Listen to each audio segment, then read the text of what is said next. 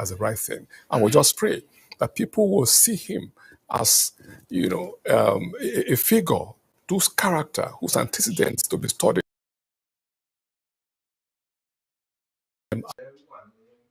That is had, been in my own case. So that's the kind of thing we're looking at today.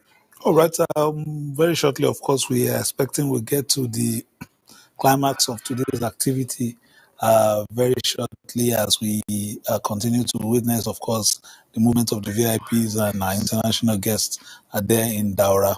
I understand there was a slight delay in terms of the flight getting to Nigeria earlier.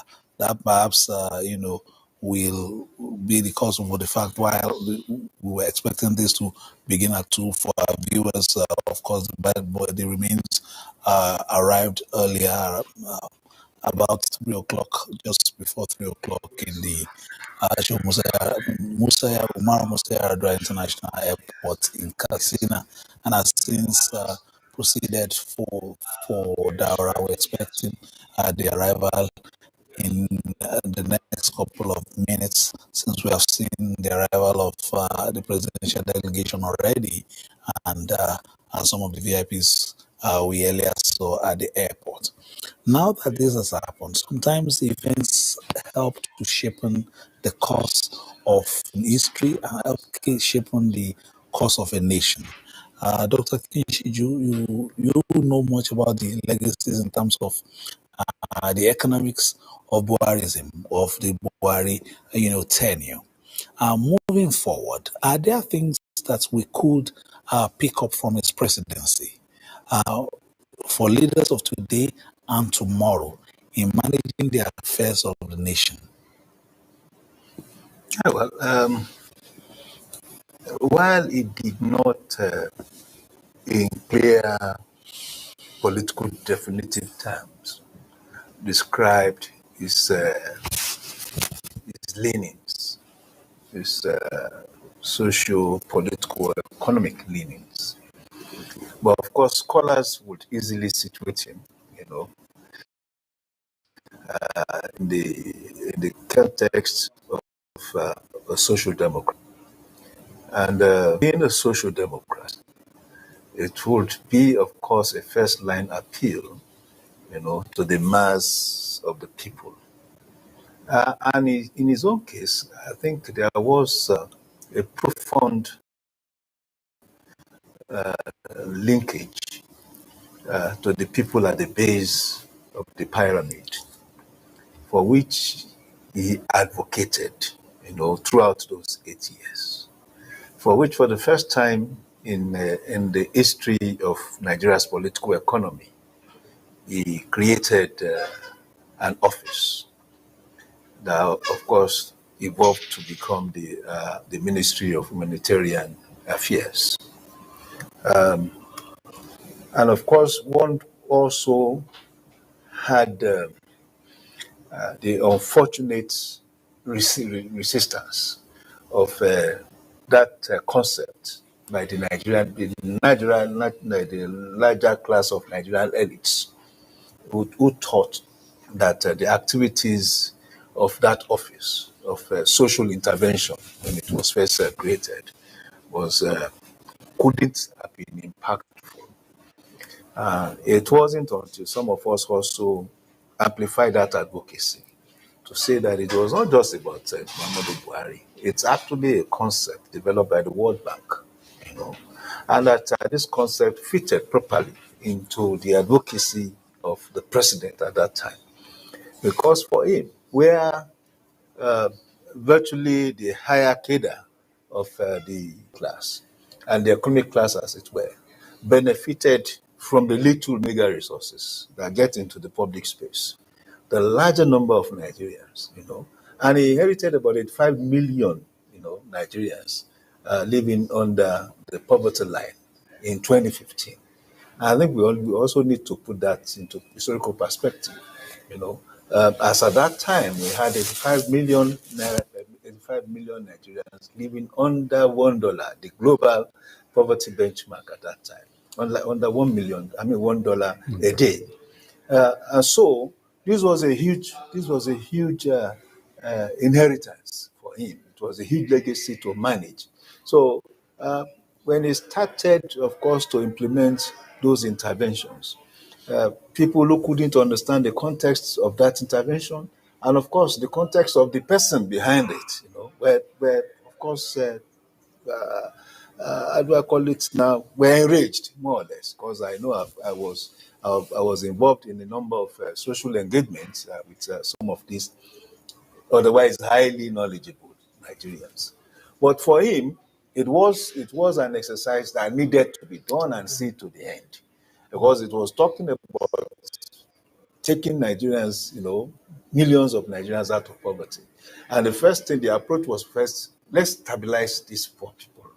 And that the economies of poverty is to state that these are potentials in redundancy. If you are able to create an economic agent or economic agency out of a human being that could not live sustainably, you are also adding to the capacity, the economic capacity, of the nation.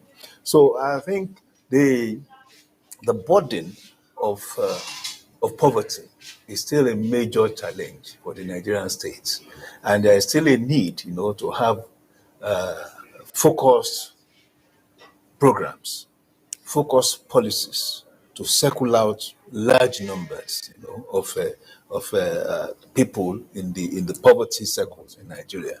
Now, of course, that argument was also furthered by the World Bank, who also now moved from the financial definition of the monetary definition of poverty to the multidimensional poverty, to say that more than 135 million Nigerians were living in multidimensional poverty. And of course, it became a political information, that was not exactly, how do I call it, tolerance, tolerating for the political class, because the opposition was easy, to reference that figure. But again, for the Buhari regime, don't forget that at that time there was a huge advocacy around open toileting. There was a huge advocacy around increasing access to electricity. And a number of attempts to also, of course, bring into reality the implementation of the millennial goals, most of the millennial goals during this time in the office. So for me, the linkage, anyway, from what the Buhari regime did with what the current government is doing, and I define my linkage as even from the base of the party itself. The party that God used late President Muhammadu Buhari and the current president, H.E. Bola Ahmed Tinubu, to establish. For the first time in more than 30 years, we could reference a political party that we could define easily what ideological standing they belong to. So I think going forward, there's just a need to create a more symbiotic linkage with what the late president, was doing in terms of circling more Nigerians out of the poverty circle. It's very important. It's if you have a latency, the economic latency that we are talking about at this time, and I think so far with the economic reforms, the unintended effect had been an increase in the number of poor people. So and that is why, yes, we have seen a lot of fiscal rates, fiscal impacts at the macro level. We are seeing inflation rate is falling. Most likely, the benchmark MPR rate will fall by the time the next Monetary Council meeting, Monetary Policy Council meeting holds. We'll see some other which will also translate to reduction in banking interest rates and all that. But everybody agrees that the millions of Nigerians that are the base of the pyramid are yet to feel it. So that should be a major focus. Everything should be done, to get to hit that large community. We are talking of more than 25% of the population. So if this government is able, of course, to achieve that, it would have been a major accomplishment. And of course, it will be an accomplishment that can be worthy of the memory, of later President Muhammadu Buhari. Well, let's look at the policies very quickly, Dr. Korede. And there's a lot of people have said this, that you vote for parties, you don't vote for individuals per se, especially when you are looking at the legalese surrounding elections and all that. They say it's the party that is the platform, you vote for the party and all that. But in terms of Buhari came to every election with his reputation. Whichever political party, the CPC, AAPP, and eventually APC, he had his followership based on, a reputation he has built over time. And that resonates with me in terms of, being able to identify him with his particular character and what to expect from that character. Are we having that now in our polity? Especially, it's not a reputation built at the national level. It was built from his service in the military to the, positions he held while he was rising through the ranks. Are we having that now? And are we, will Nigerians queue behind such characters now as we, continue in our democratic journey? That brings to mind the principle of party supremacy. Yes, the parties are the ones being voted for in every election, the political parties, officially by INEC. You vote for the party. Actually, you thumbprint for the party, not for the individual.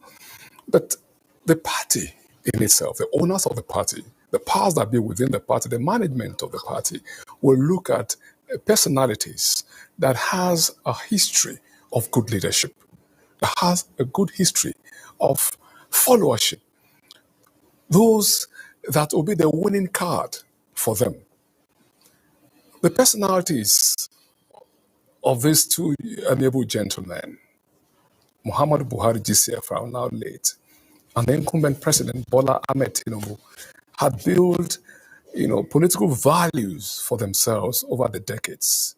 So irrespective of the political party they are representing or they are campaigning upon, they will always win any election whilst alive. So I don't want to say that their personalities, their persona, towers over the party. With due respect to what we have agreed to allow party supremacy, to take over our administration of politics, by INEC's council, to political parties, and this is how you don't find people who will come into a party, spend all the monies and then ask the executives to park to one side while they rule over the party. There is party supremacy in Nigeria, despite the fact that our individuals, those candidates, are the ones that would have gotten, a good history, of good quality in terms of integrity, good governance, to ensure that when they become the candidate, they have the capacity to democratically win such elections for the party. All right. Mr. Festus, you listen to what Dr. Korede was saying just now. We saw a movement, in 2015, what everybody now calls a coalition. They call it a merger in 2013.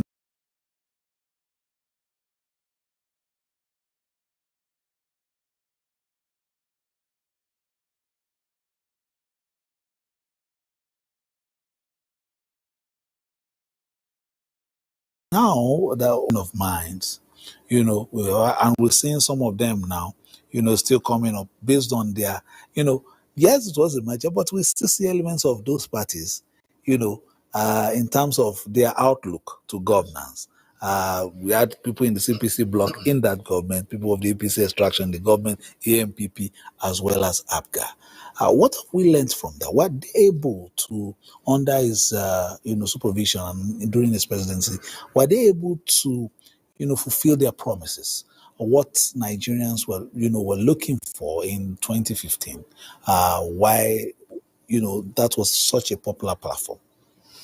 Yes, like I said earlier, that when the president was elected, now late President Muhammadu Buhari, the expectation was high. People felt that indiscipline, corruption, and some other things were at the height of it. That if nothing is done, Nigeria was going to crash. Now, when he came, the body language thing we talked about, you could notice that for the first 3, 4, 5 months, things were right. And we started talking about body language. What that tells you is that we know how to do what is right. But for some reasons, for some benefit that we get from what is wrong, we refuse to do what is right. Now, normally, you are a Nigerian, and I wouldn't want to say that, but we also need to tell ourselves the truth. Whenever there is any system that is meant to check corruption, you will see people investing money on how to circumvent that system, spending so much money on how to, okay, this one just came. They said that one is very strong now. You cannot enter NTA now. If you are not a staff, if you don't have a card, if you don't have something that will make you enter, somebody will bring out millions of naira to see how they can circumvent that particular structure that has 6 months for the studying how do we circumvent this man that is Megaskia, that's a man that does everything right. They were now also looking for how to infiltrate those that were appointed and those that were close to him. We started seeing things like snakes swallowing money and some other things in the country. But the thing is, as far as Buhari was there at that time, from what we saw, those CPC voices, ANPP, ABGA, and some other people, they were silent. Once Buhari is there, Buhari is there. It was about Nigeria. But whenever they want to discuss things at the regional level, we will not be able to say, okay, Dr. Korede here is light skin, I'm dark skin. Let us do. By the time we come to Fisayo, Fisayo is talking to every one of us as panelists, and nobody is light skin, nobody has another color. So as while he was holding sway as the president of this country, those were also voices. And don't forget that first 2 years, governance. Every other thing is next politics. So immediately that politics comes, you discover that those other smaller voices will begin to speak out more because politics is very local. What we have in Abuja here is not politics, except if you are from FCT. Yeah. What we have here is people coming from those regions. So when the noise, the CPC block, the ANPP block, the ACN and the ABGA, a part of it, when they want to get the next power, you begin to see voices coming. After all, you were not there. After all, you were not this. After all, you were not this. But Buhari tried as a president to be able to unite. But you can never, I would say, you cannot silence these voices because they came together as a coalition that we are calling them now. Then it was a merger to form the government. But when they go back, there are still places like I'm from Delta State, or up until very recently, they will tell you that go and sleep. Delta is PDP and nothing can be done. So if that PDP should come into a coalition, when we go back to Delta, the PDP's voice will be louder than any other coalition that you'll be hearing. But as far as we're coming to Abuja, the one united front will be louder. So Buhari tried as much as possible to create that one Nigeria image. But going back to the states, because politics is local, we see how those voices that were echoing. I'm coming back to you, sir, but let me just take Dr. Sanusi on this. You know, the former coordinating minister of the economy, Dr. Ngozi Okonjo, while I was the head of WTO right now, watching the organization, mentioned that when you fight corruption, corruption fights back.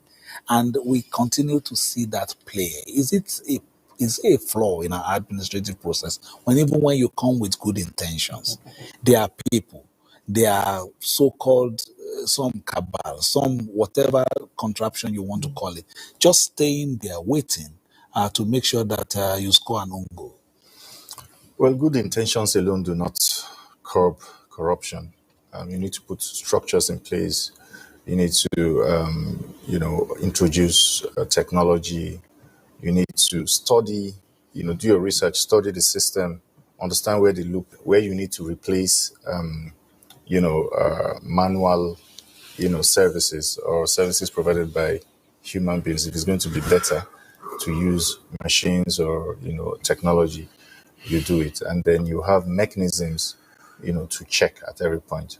A Buhari is required, right, at the helm for corruption to dissipate. But then him alone cannot do it without having all of the structures in place. I remember when he just came in, some people started returning money, some people were running away, going on exile. People just thought it was going to be like it was in 1983. But, obviously it couldn't be like that because the processes are different now. There needs to be investigation. You need to be found culpable. You need to go to court. The court needs to do their bit. At all of the stages, corruption is involved. It's quite sad. So it's difficult if it's something that most people, citizens, staff of agencies, even staff of